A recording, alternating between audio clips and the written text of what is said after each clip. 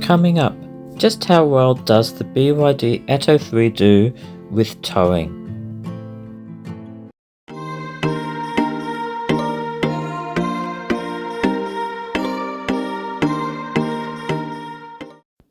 Welcome back to Atto 3 Adventures. So today we're going to put the BYD Atto 3 through its paces doing a towing test. So I tow a little trailer for my business, you can see there. And just out of interest, here in Western Australia, we're using a flat 7-pin plug there. And you can see it's also a type of reese hitch we use. Okay, let's get into it. So I've put the trailer on. I'm going to do my first little tow test with the trailer, see how it goes, see what the power's like. Maybe get a bit of a instant reaction on what I think the economy is going to be like. So I won't drive for very long, but yeah, just going to see how it all goes. Great guys at Towlink in Wangara already tested all the lights for me, but just you can see the indicators definitely work, so no issues at all with the lights. So let's take it for a spin. Observations are that it's quite smooth. So my trailer weighs around 400 and yeah, there's no jerkiness. It's extremely smooth acceleration. I've got it on cruise control at the moment, as you can see, 50, and it's reading 10 to 11 kilowatts, which is a vast improvement over the Outlander. Obviously this is just the first couple of streets, so accelerating, it's really, you know, chewing through the battery. So I'm going to have to do a test. So once it's fully charged, I will keep a record, and I'm going to probably go, I reckon I'm going to go till the battery's only 10%. I want to see like how many kilometers I'll get using about 90% of the battery. So that's the challenge I've set for myself. I'm going to fully charge, and then I'm going to go down to about 10% or as close as possible to it, and then I'm going to calculate how many kilometers I've done and of course what the economy is. Now just quickly recapping here on the plug which I'm using. So as I mentioned, in Western Australia we're using a 7-pin plug, and because of the type of hitch it is, you can also mount bike racks and other stuff on it with this reese type hitch. So very useful. So if you don't want to tow a trailer, you can use other stuff as well. Okay, so I'm just going to talk over this bit because when I recorded it I wasn't exactly clear with what I wanted to say, so I thought it might be a bit clearer if I just do a voiceover for it. So I was just explaining what happens with the safety features and how it is when you go to reverse with the car. So as you probably know, with most modern cars you have got a lot of safety features. Some of them are activated when you reverse, of course, and changing lanes and things like that. And obviously it can be problematic when you plug a trailer in if it's not wired properly. So I can just tell you my observations with my car. So as you saw, it's a 7-pin flat plug here in Western Australia. And what happens with my car is if I leave it plugged in, so the first time you plug it in, all the safety features will still be on. Then what you can do is you can disable them. So you can disable the blind spot warning, you can also disable the lane keeper warning, and then provided you leave the car plugged in, those safety features, they won't re-enable. In other words, you only have to disable them once. The only one where you have to press it constantly and constantly disable it for some reason is the parking sensors. Now the other little quirk with this car is you can't disable the parking sensors just once. You have to disable them multiple times, and what I mean by that is if you're reversing and you don't quite reverse properly and you have to drive forward again, and then you slip it back into reverse to do the correct reverse, well, those pesky parking sensors will come back on. So that's just a little quirk of this car and the way it's been set up.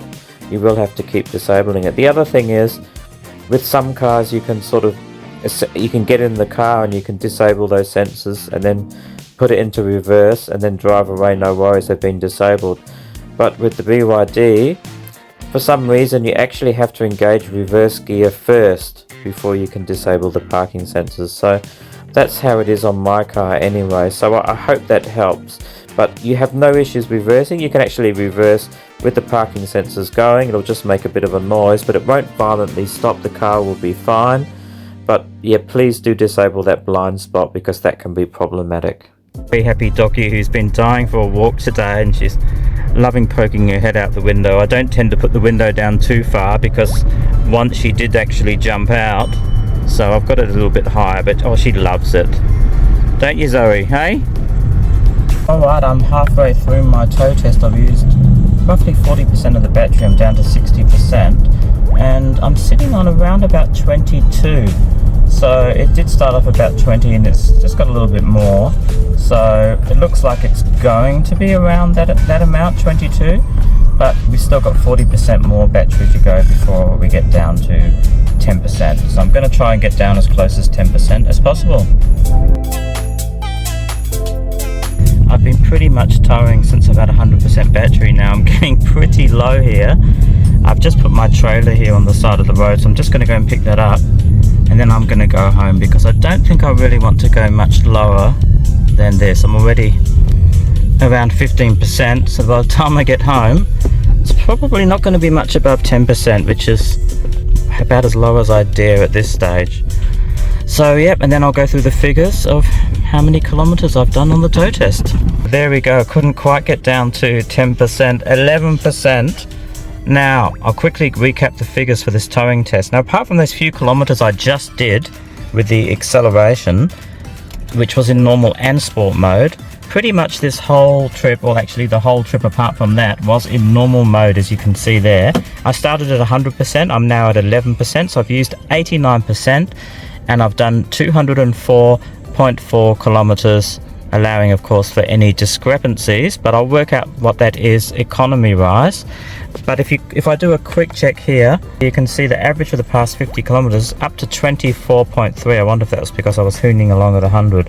But yeah, anyway, we'll work it out and see what the actual figure was for that whole 89%. I'll work that out for you. Okay, so we used 53.4 kilowatts from the battery, and my calculations put that at 26.12 kilowatt hours per 100 kilometers, which means you could probably get 230 kilometers from a full battery. So maybe a tad disappointing. I was hoping to get a little bit better than that, but it is way better than the Outlander, or at least better than the Outlander, where I'd consistently get 28 to 30 kilowatt hours per 100 kilometers. And bearing in mind this is just one data point, I will probably need to repeat the test. So yeah, it looks like that you should easily be able to do a couple of 100 kilometers towing around town with a trailer, provided the trailer is no more than about 400 kilograms, which is what mine is approximately. Obviously it's going to vary if your trailer is a little bit heavier than that, and as you know, you can only tow up to 750 braked and 700 unbraked. But you know, certainly if you've got a little 6x4 trailer or even a 7x5 like mine, you should be able to, you know, if you're using that regularly, you should be able to easily get a couple of 100 k's before you need to, you know, top up the battery. So that's about as low as I'm going to dare to go at the moment anyway. Who knows, I might come back and see if I can go even lower than that. But okay, so that concludes the little towing test I did.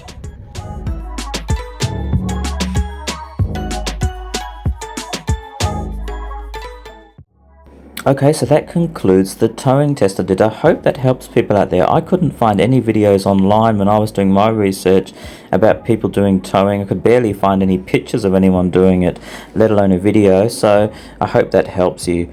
Okay, thank you very much for watching. I would love it if you would subscribe as well. And check out my other channel, Finding G-Spots, which is my travel channel. I'll put a link there for that. Okay, take care and bye for now.